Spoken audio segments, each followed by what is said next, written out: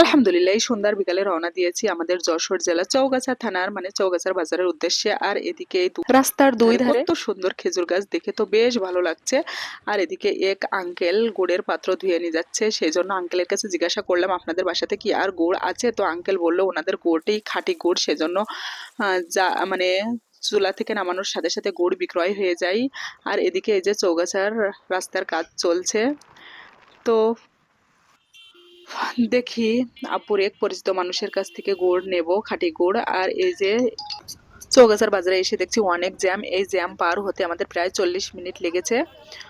তো কি আর করব।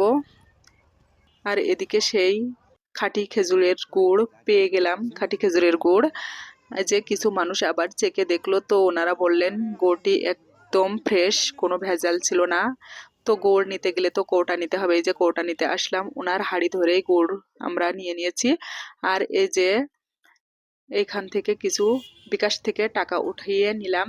এই এলাকাতে আবার কাউনের চাউলের চাষ হয়, কিছু কাউনের চাউলও নিয়ে নিব। আরো অন্যান্য কিছু কেনাকাটা করলাম, কারণ এই এলাকাতে বেশ ভালো ভালো জিনিস পাওয়া যায়। তো চৌগাছার বাজারের কেনাকাটাগুলো কিন্তু আমার বেশ ভালো লেগেছে।